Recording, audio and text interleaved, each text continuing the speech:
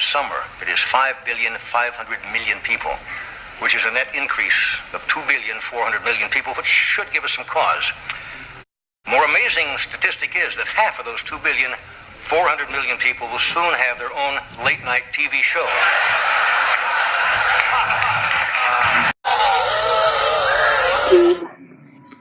Why do you say that? Because I can tell your voice. I'm on speaker or something. You can't fool me. There's just no damn way. I would never try to. Did you want to talk about John? Yeah. What are some of your favorite memories of him? For our audience, because you're a big part of this show now. He's my uncle. The second uncle on my mom's side. She had four brothers. Now she's down to two. Two of them have died, and this John, being the second, recently passed away. Go ahead.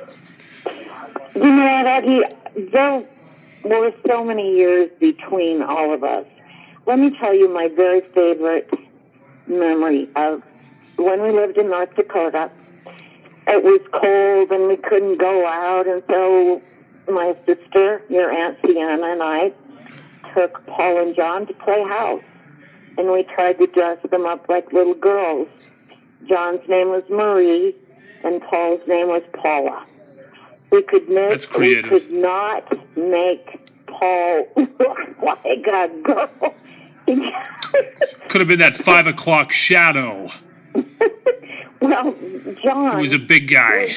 Was younger and petite, and that's how I would describe John, as petite. His name was Marie.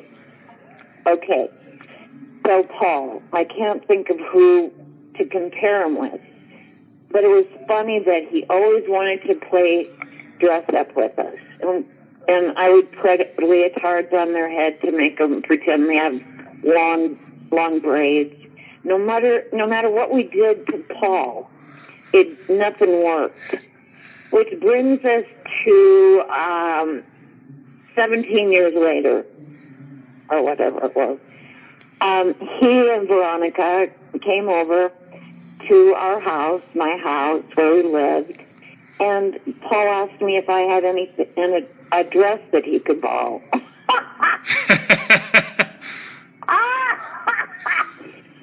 Going transgender, huh? Like he's 6'4", 300 pounds, and he wants to know if he can borrow a dress. Do you happen to have a dress formerly owned by Rosie O'Donnell, by chance? Pretty much. It was a leopard skin linen dress. And he went to the Halloween party as Mimi on the Drew Carey show, wearing my dress, blue eyeshadow. So, you know what? I think that always was in my brother's DNA. He liked dressing up like a woman. A lot of men do. They don't brag about it. No, I think it was a joke. But I will say, what about John? What about the hermit, the recluse? Any thoughts on him? Well, you know what? He was just always mad at me all the time. I didn't want to speak to him. You remind me a lot of John, to tell you the truth. Just come out swinging. I just got here. Get the hell out. I'm not that much like him, please. After my father, your grandfather, died, Regina, the grandmother, was alone. John came back from wherever he was. But in the meantime, a woman had rented the downstairs from Mom. She was alone. And, you know, it was funny because she drank whiskey all the time. I loved it. And so John comes in. John enters the room. You could always tell. It was like a snorting bull trying to... And he told this woman to get the fuck out of my house. Now, go back. You never met the woman before. Oh, so this was the first time he met her? Yes. And he said, "Get the F out of my house." Get the F out of this house. This house. Pack your things. It's time to go. Everyone was in shock. You know what? I really do not remember if I was there. Yeah, I was there, but I couldn't stand it. I had to leave. And that's how he was. And everyone is telling me, I spoke to my Aunt Ann last night, and she said, oh, he was so gentle. He was so kind. He would come and visit us in Albuquerque. And the girls just loved him. And, he was thoughtful and people. So that's one of the charismatic. That's one of those. That's what people say when they want to say something nice about somebody that had died. No, this came from their heart. Really? And I also spoke with Veronica. And I told her about the incident with John. This will be hard for people to understand, but this is true. When the grandchildren were younger, I want to take a. I'm not sure if we're recording. I want to take a break. 1 second here, and guys, we'll be back after this.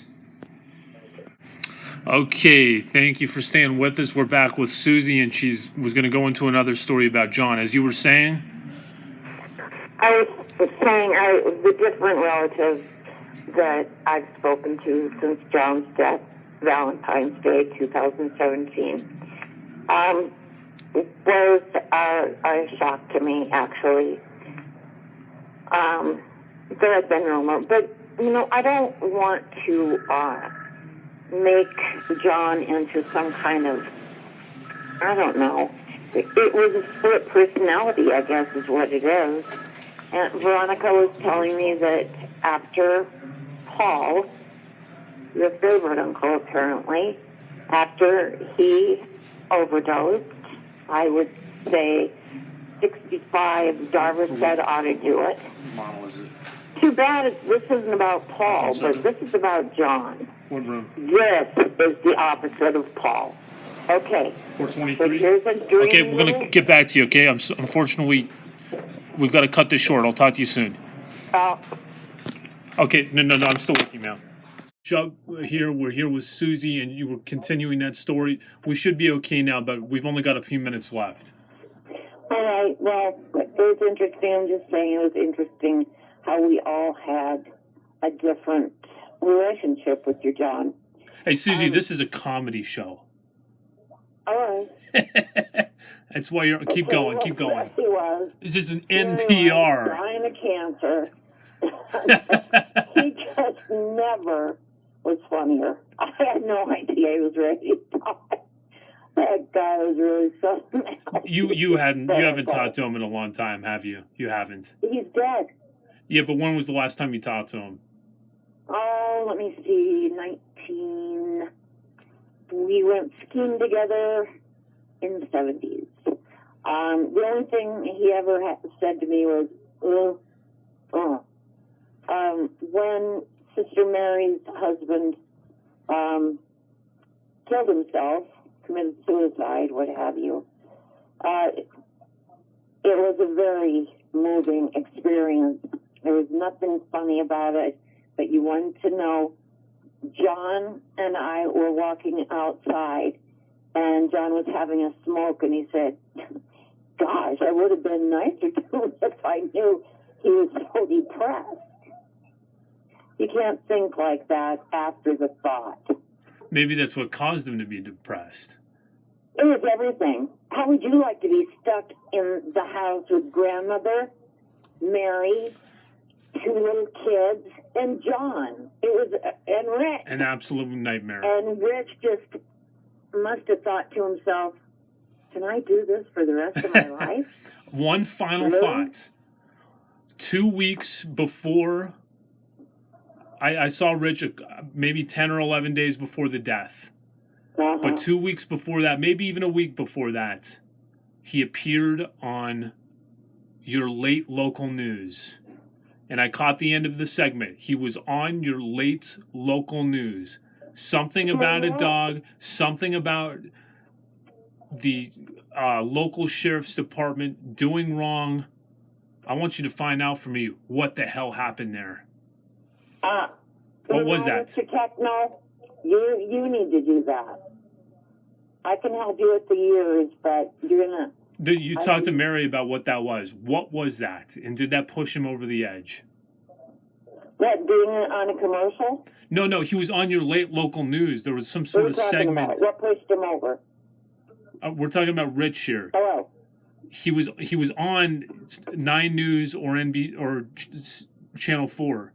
He was on it for something that happened, some kind of misdoing, some sort of corruption within the Leadville Police Department. And then a week later, he's dead.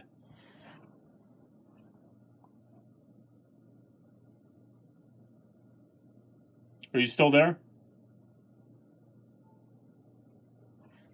Well, that's it for us. Thank you very much.